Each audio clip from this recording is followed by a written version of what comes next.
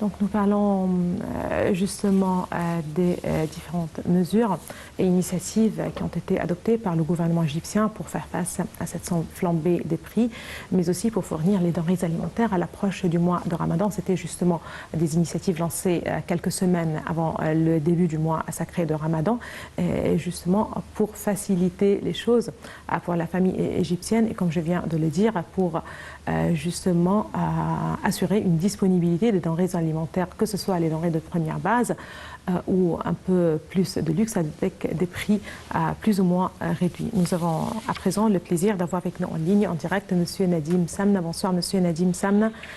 Vous êtes bonsoir, vous êtes conseiller en stratégie d'entreprise.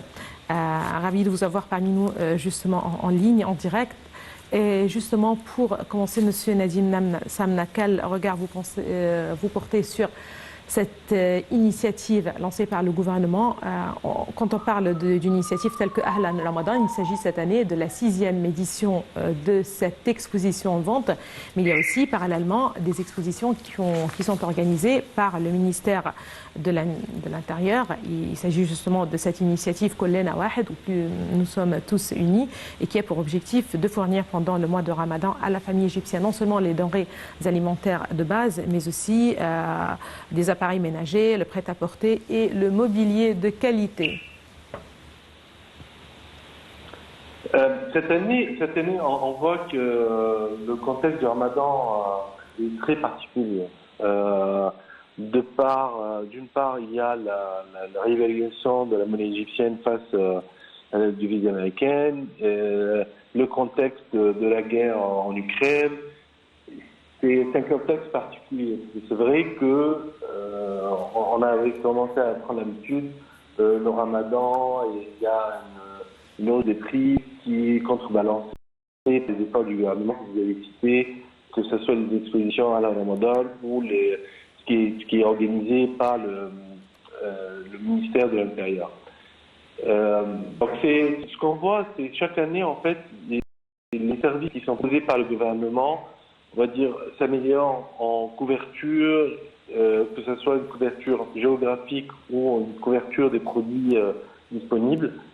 Comme vous avez mentionné, ça ne se limite pas uniquement aux denrées alimentaires, mais ça s'est élargi à des produits ménagers, à des produits comme l'immobilier, etc.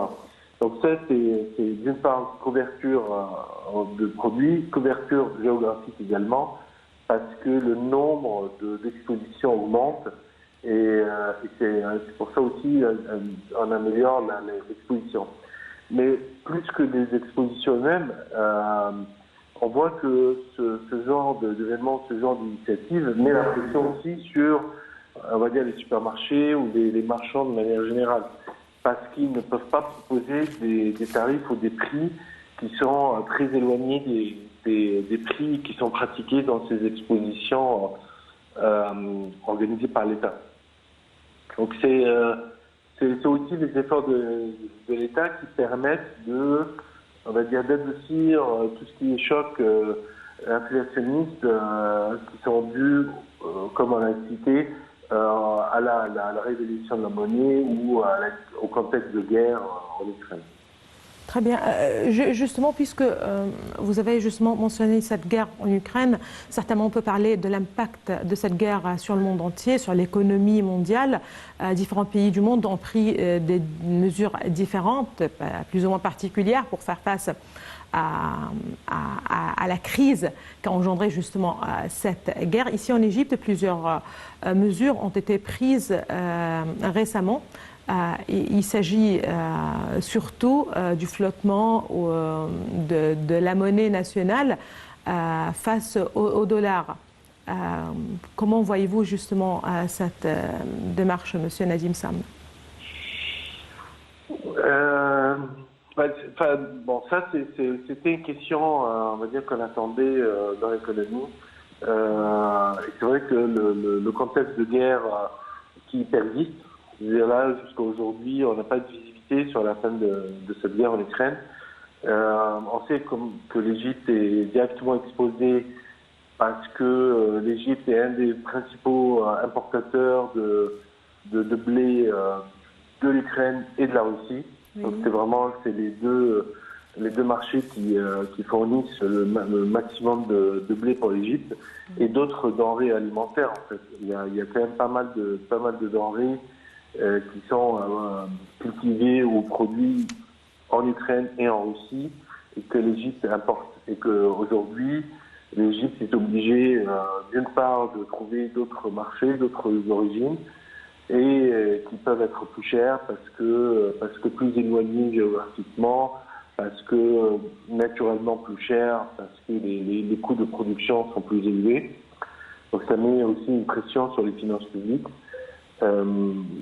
Mais là, c'est la gestion, on va dire, au quotidien, au jour le jour, qui va permettre de sortir de cette crise, bien sûr. Très bien.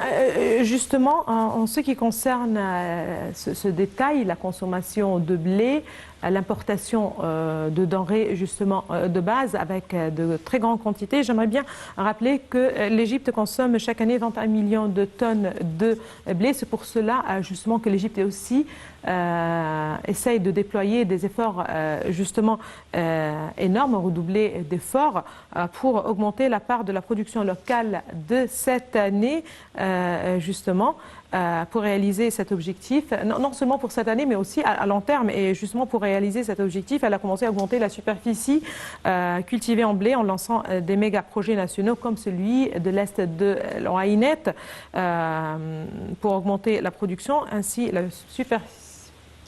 superficie cultivée justement en blé augmentera de 7,4% en 2022. Est-ce que, voilà, certainement, c'est une stratégie appréciée par le gouvernement. À quel point ceci aussi pourrait, justement, selon vous, aider le pays à avoir moins d'importations, justement?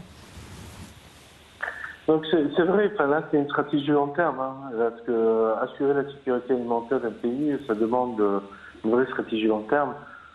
Et le gouvernement a déjà adopté depuis un certain nombre d'années cette stratégie. Donc, d'une part, augmenter la surface de terre cultivée, optimiser aussi les techniques d'irrigation, optimiser aussi les souches qui sont utilisées en agriculture pour améliorer le rendement des terres agricoles. Et aussi diversifier, parce que je pense que pour arriver à une sorte d'autosuffisance en blé, ça prendra encore pas mal de temps, surtout dans le contexte de manque de visibilité sur l'eau disponible pour l'agriculture.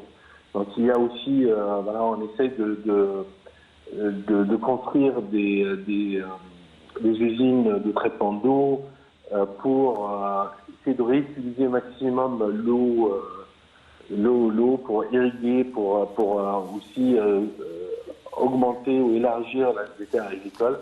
Donc là, vous avez mentionné Chalaronnet, mais il y a aussi beaucoup d'endroits qui sont nouveaux. Il y a aussi, pour mentionner, tout le travail que fait le gouvernement pour retrouver la terre agricole. Vous savez, il y a eu beaucoup de constructions sur des terres agricoles dans le delta ou dans la vallée du Nil. Et tout le travail qui a été effectué ces 2 dernières années pour récupérer ces terres, ça a permis d'élargir la surface agricole. Donc c'est vraiment, c'est un plan avec plusieurs axes pour petit à petit augmenter